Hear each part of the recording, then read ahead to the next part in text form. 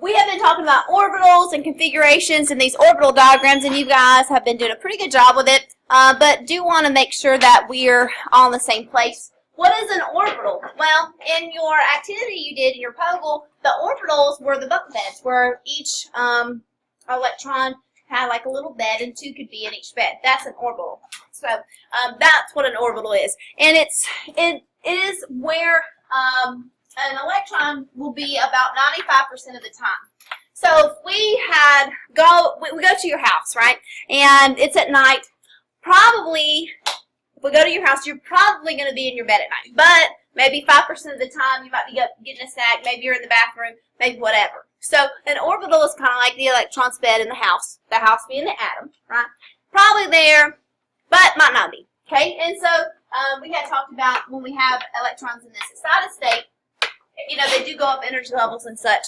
So anyway, it's a concept, and the concept ends up looking like this. Here is these little dots represent all the electrons' locations where it could be all the time.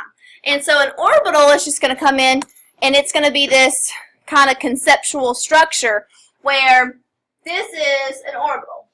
This is where this little circle here is where the electron probably is. You don't ever really know. We're not going to talk about it in this class, but there's something called the Heisenberg uncertainty principle. And let's say we wanted to find out what an electron is. Like, if we wanted to see an electron or find it, wouldn't we have to shine some kind of light or energy on it? Guess what that's going to do to it? Move it. So you don't know. Isn't that fun? Yay! Okay, next. Saving that for later. So this is this 1s orbital. The s orbitals are this nice circular shape. P orbitals look like a figure 8, and then d orbitals look crazy. I'll see you next year for that. So anyway, that's your orbital, this structure of what it kind of looks like. When you fill orbitals with electrons, they're going to be filled from lowest energy to highest energy. And so funny, this word that I'm about to tell you is a German word, which means building from the ground up. Aufbau. Did y'all see that in your thing? That's how you say Aufbau. So it's German. When you're in kindergarten, what's the lowest grade that you can make? It's not like a C or D or F. Do you remember what letter they give you? U. That's right. I got a U in kindergarten because I didn't know my birthday. And that was, the changing point in my life, and then I decided I was going to do better things. No, I'm just kidding. But never made a B before, have made a U, didn't know my birthday. So what's the highest grade you can get now in high school? Yay! Yay! So guess what? The Aufbau principle says that orbitals fill from the bottom up. So they fill from the lowest energy level to the highest energy level. That's how electrons fill. See how I did that little trick there? It's cute, right? So Aufbau principle says that electrons fill from the lowest energy level to the highest energy level. Alright, moving on. Let's see. Yeah, there's a format. It helps you to figure all that out. And so this is kind of how we've gone back to the periodic table over and over again. I told you guys that the S block was skinny, the D block is down in a hole, the P block is passing gas, and the F block is on the floor.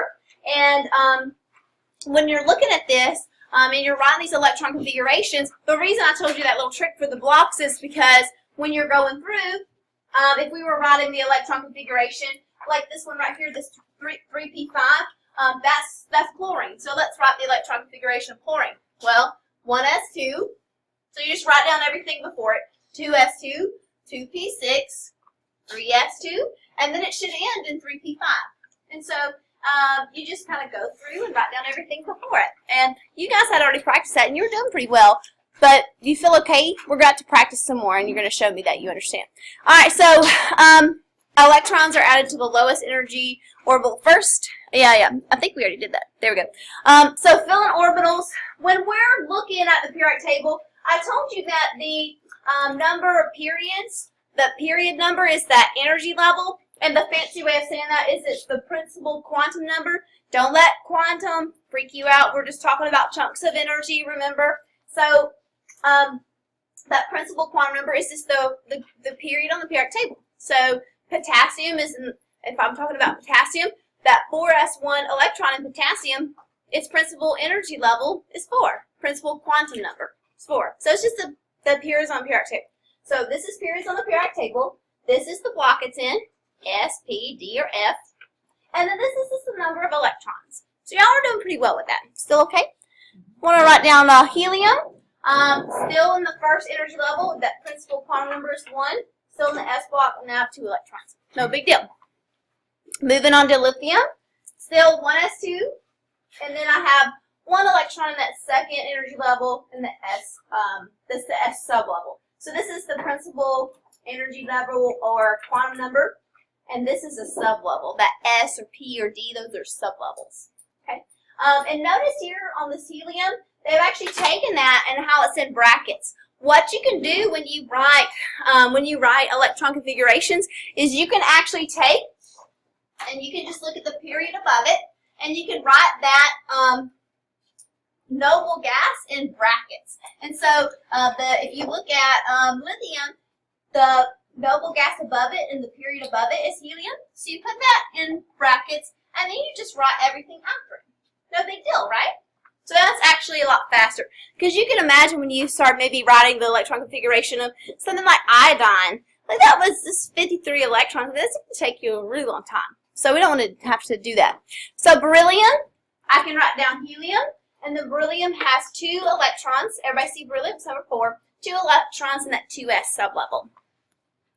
Alright, so let's flip your paper over. We're going to do a couple. I want to do a couple without the noble gas brackets. It's called the noble gas configuration. I want to do that without that a couple times, and then we'll use that, okay? So I'm going to just hide this from you. And you hide your paper.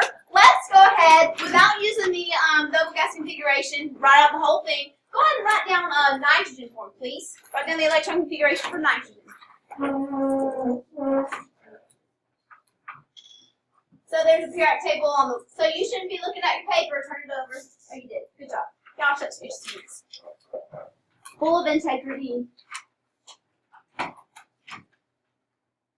Write it kind of big so I can see it. That's the point. I want to make sure you understand. Doing, what is that, nitrogen? Yeah. Alright, good. So you're discounting. Discounting.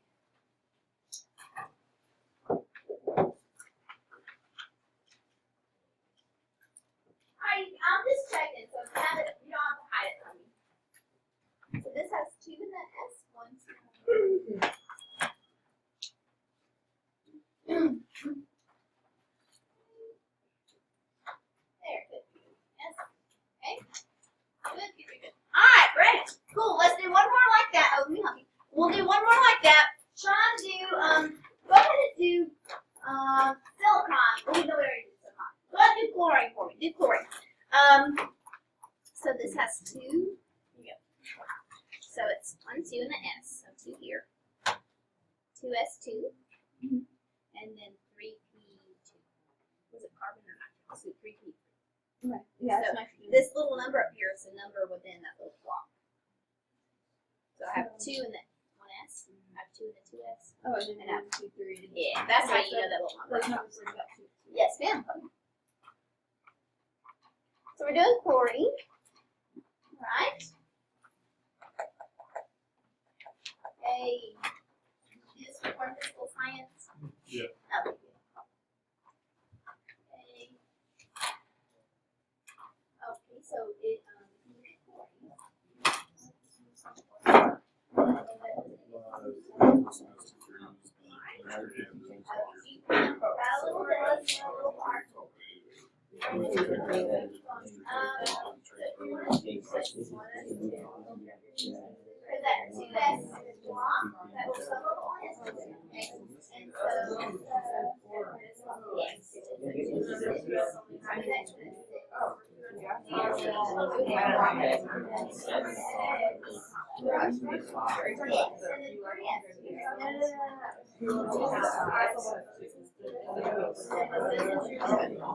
all the acids are all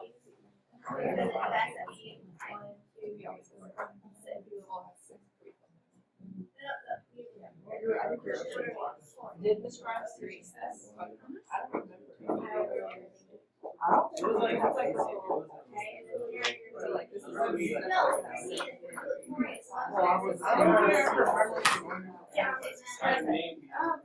usually will do this all the time.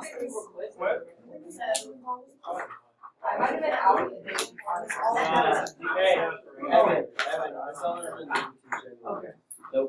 Alright, so let's go ahead and now let's do a noble gas configuration. Let's do the noble gas configuration of aluminum. That means you look at the period above, you find the noble gas, and then you are going to put it in brackets, and then you only have to write what comes after that noble gas. So which one? So for aluminum. So look in the period above aluminum and write down the noble gas in brackets. And then make sure not to use parentheses, but like a squared off bracket. And then write everything out that comes after that. So I hear out crickets. Do you need to do one? Yes. No. Yes. Alright, if you don't want to see, if you feel like you want to do it yourself, that's fine. But I'll do it for the people that need me to show you. This room, is that right? Yes. Yes. Alright, so what's the noble gas in the period above aluminum? Alright, so you just take it, put it in brackets, and then you just go from there. So the next thing, so that covers everything up to neon, is what you just told me. So I'm going to aluminum, so I'm going to say 3s2, and then 3p1, and that's it. So it just cuts out. Does that help? Wait, why? Because you look, you go and look at the period above it, and write down that noble gas. And so basically, this allows you just to write down what's in that same row of period. So you do that. But it's basically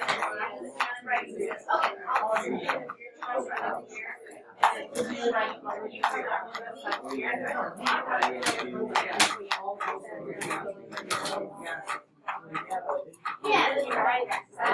All of them, you have to write all of that. You just have to write it. Cases. How are we doing? Okay. Yes.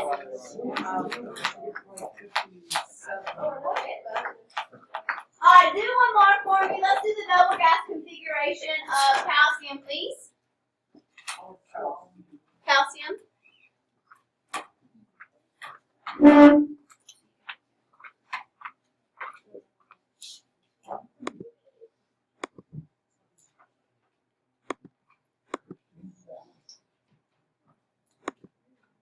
Oops.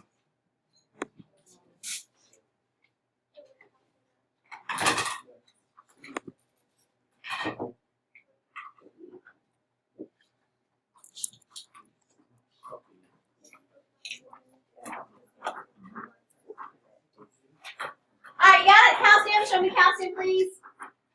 Should have been pretty, not much to write, right? Put them in the same row next time so they go just right together. So calcium, 1, 2, 3, 4. This is it. Yeah. So this is 4. Good. So that when you run that bracket, you're saying, hey, I cut all that.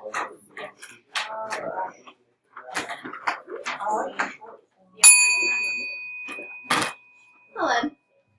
Need to tell you something else before we go on. Once you get to the D block, remember the D's are down the hole, right? Yeah. Alright, so if I'm going to write anything in the fourth period past calcium, the D block is down the hole, and they're also, the D elements are kind of like D students. They're just a little bit behind. Okay? Guess what the F students are? They're like a little bit more behind. See what I'm saying? So, if we were on the electron configuration of chromium, when we do the, in brackets, argon, then we would write 4s2. Feeling good about it? How many in the D block am I? 1, 2, 3, 4. But guess what? It's not 4d10 or 4d4. It's 3d4. The D block is one behind. Are you okay? Okay. I'm going to say it again. So the D block is one behind. So let's say I was writing the electron configuration for germanium. I would go argon in brackets. Are you okay with that? Okay. So then 4s2. Are you still okay? Yes. This is 3d10 across. And then this is 4p12. So everything's the same. D elements are just one behind. Okay. So let me tell you about maybe like let's do molybdenum. Let's do molybdenum. So molybdenum would be, and I'll do the long one.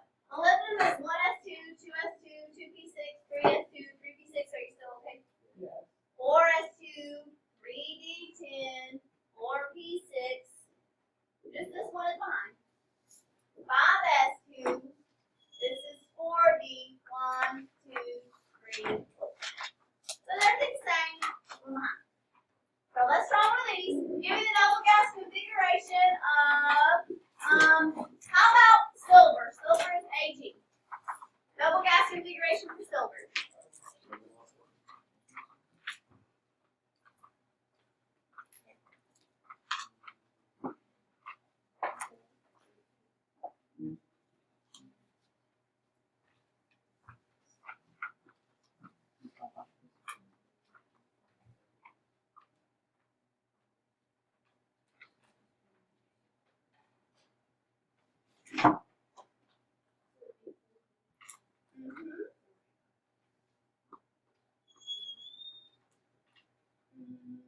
So for silver, it would be you have krypton is your Kr is your double gas powder.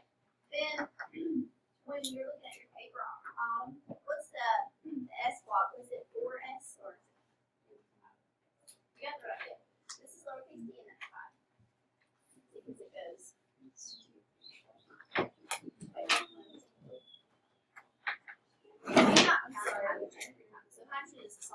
Alright, so on your thing, let me see what you have. Okay, so you gotta do the D block. Good. Okay, so the 5s. Oh gosh. 5s2. Okay. 5s2. 5s2. You didn't do anything wrong. You just didn't go. So you only do the noble gas one above it. So really, you should have krypton, and then those two. See, you good. You just did too much. Follow up. You do the noble gas above it. 18 is the last one. So that's a good. How are we doing? I Y'all need one more, or? Yes, please. Okay. I have a couple. Don't turn your paper over. Do scandium. Do scandium, but don't look up here. Scandium. You can always do the double gas if you want. So do scandium, and then the answer's on the board for you to check. I don't know what you like. Scandium is SC. You should know what scandium is now. See? Sorry. I'm better for it.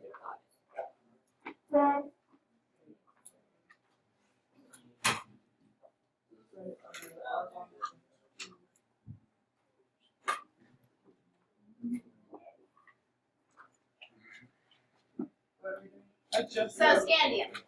And then the answer's on the board when you want to check it. So you can check your own self. You're going to get a lot of practice on this. I'm trying to say that with a straight face. Yes, but don't get ahead of yourself. Alright, how we doing? Did you get it right? Yep. Alright, moving on then.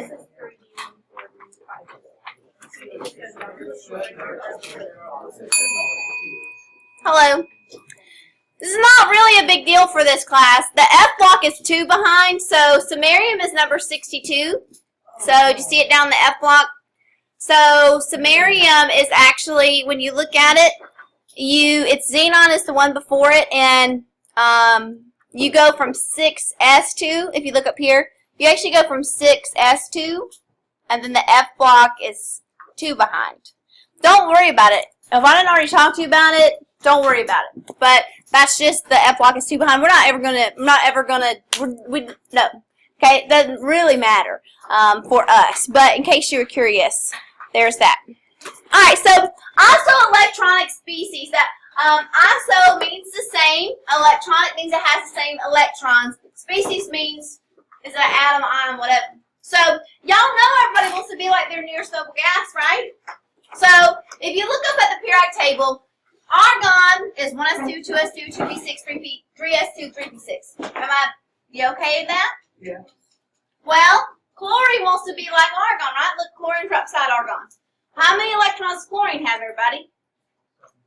So how many does it need? 1. And so the reason chlorine is 1 minus is because it gets 1 more electron. So chlorine, regular old chlorine atom, ends in 3p5. Chlorine 1 minus has 1 more electron. So look, its electron configuration is just like argon's because it gets 1 more electron. Sulfur needs 2 more electrons. So look at here. Instead of it being as an ion, it gets 2 more electrons, and so it has it. You go down to the next period, and potassium, it wants to be like argon. What does it have to do? It has to do what to its electrons? It's going to lose 1. So instead of it ending in 4s1, it's going to lose that 4s1 electron.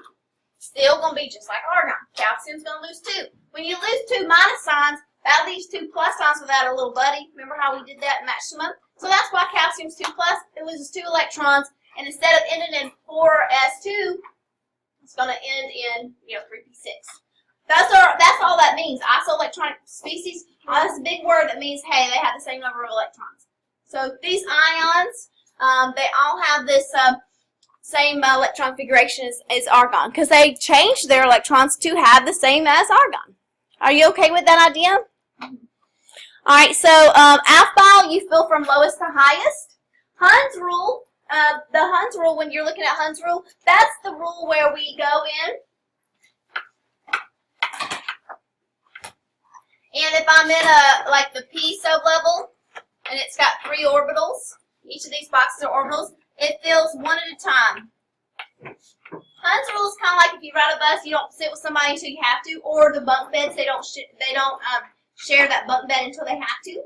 So that's it. So that's Hunds rule. They don't get this downspin electron until they have to. That's Hunds rule. Okay.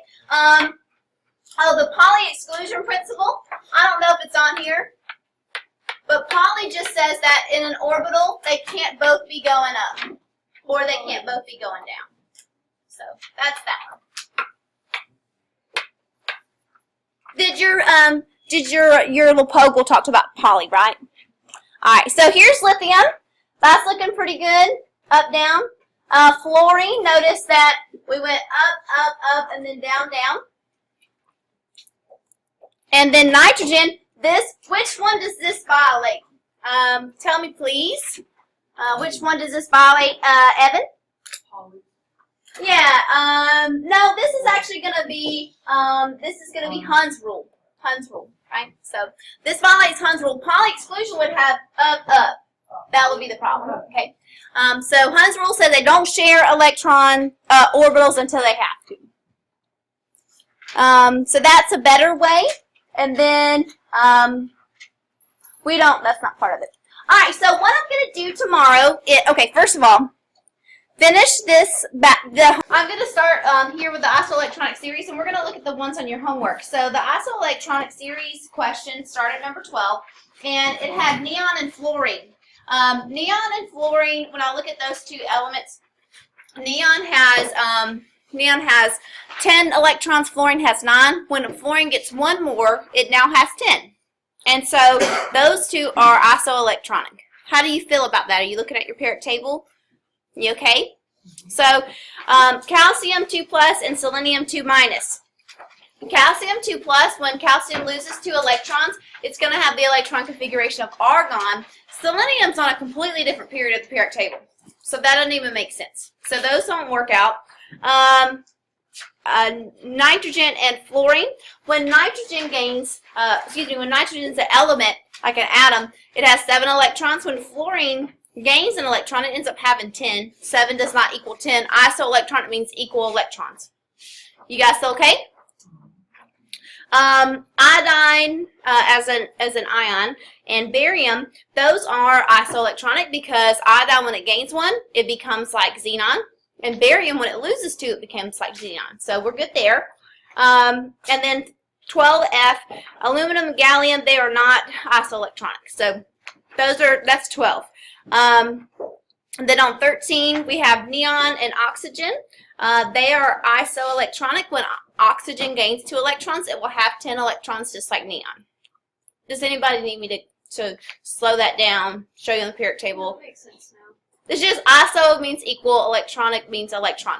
Do they have the same number of electrons? So oxygen has 8. If it gains 2 minus signs, it will have 10. It gains 2 electrons. See what I mean? 2 minus. Oxygen 2 minus has 10 electrons.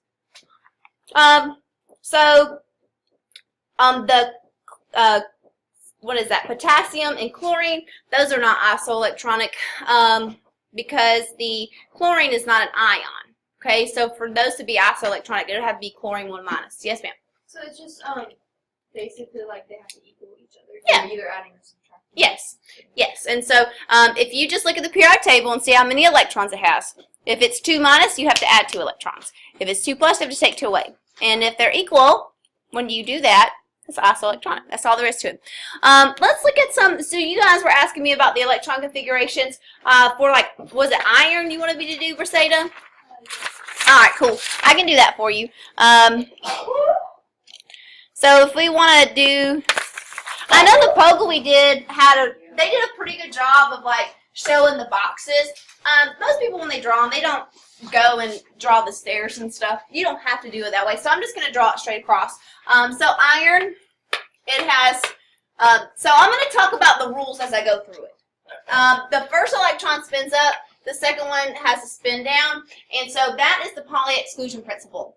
The Pauli exclusion principle says that I cannot do this.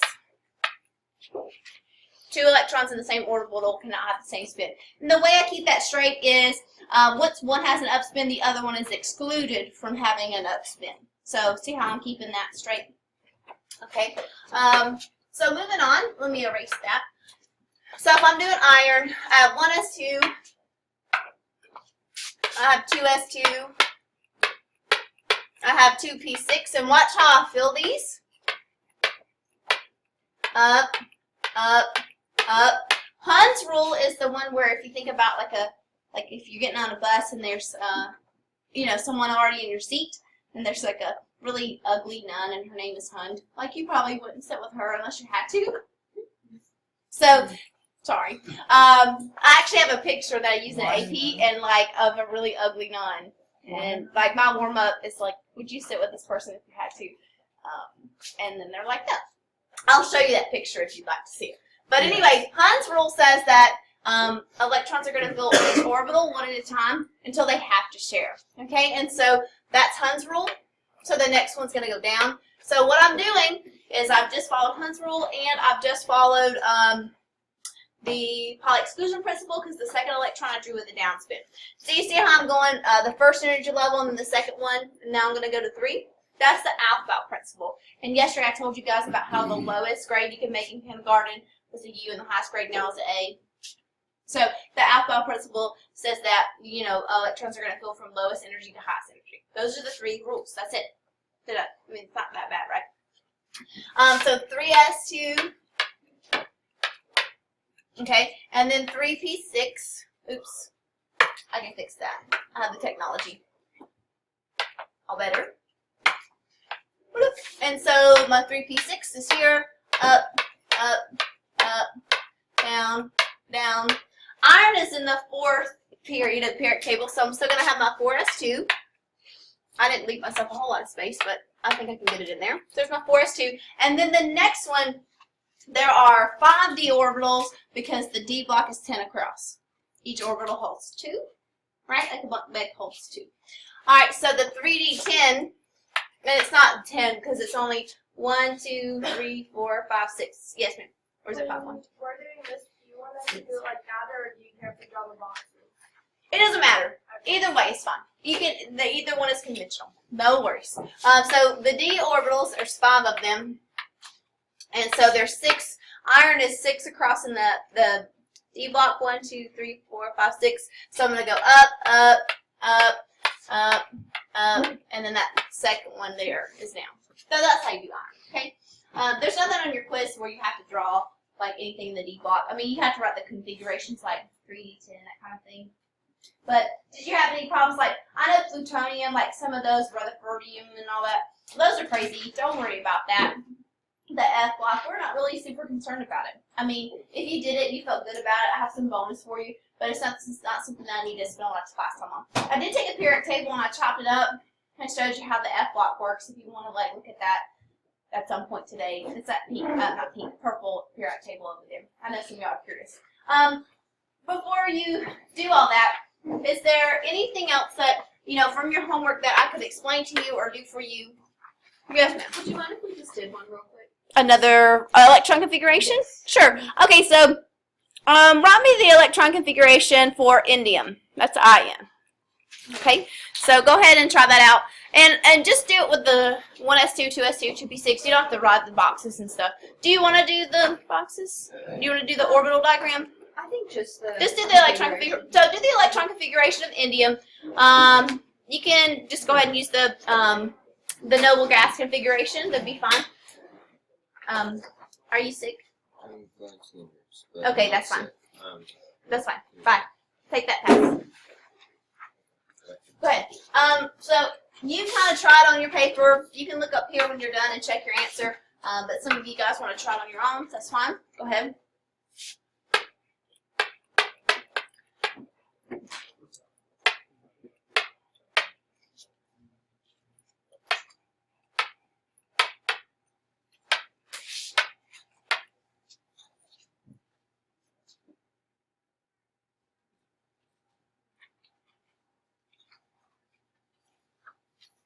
There are questions have to do about the homework.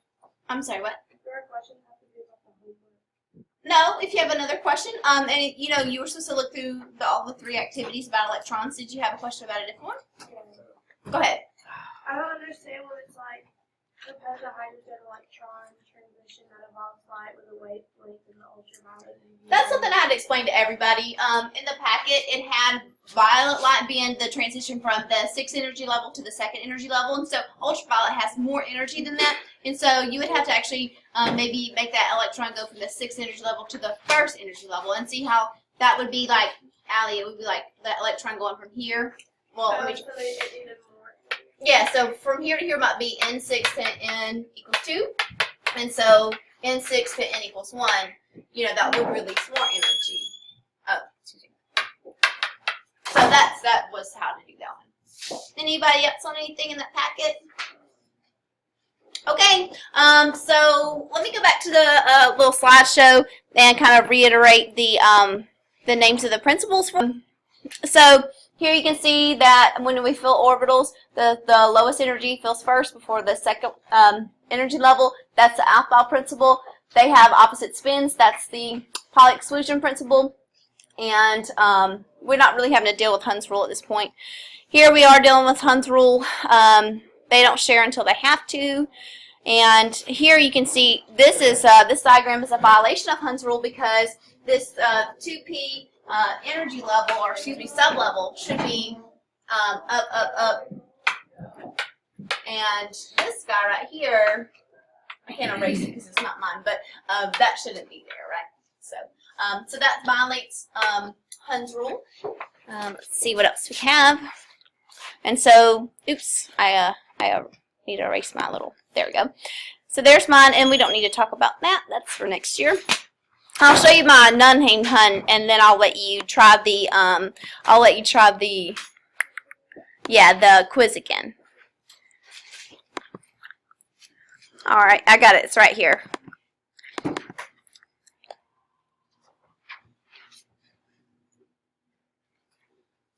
It's kind of scary, so maybe avert your eyes for a second. What? Because it rhymes with Hun? Because I made it up. Is that good enough? Y'all know I'm crazy, right? Okay, fair enough. Anytime, none. Name Hun. I'll try again. Okay. So, would you sit with her unless you had to? Nope, that's our nun named Hun. Alright. I don't know if you sit with her, she'll hit you with these. I thought those were puppets. They are puppets, but they have boxing gloves on. Oh. Alright, so go ahead and try your little quiz again and see how that goes. And I fixed the one little mistake I had made. So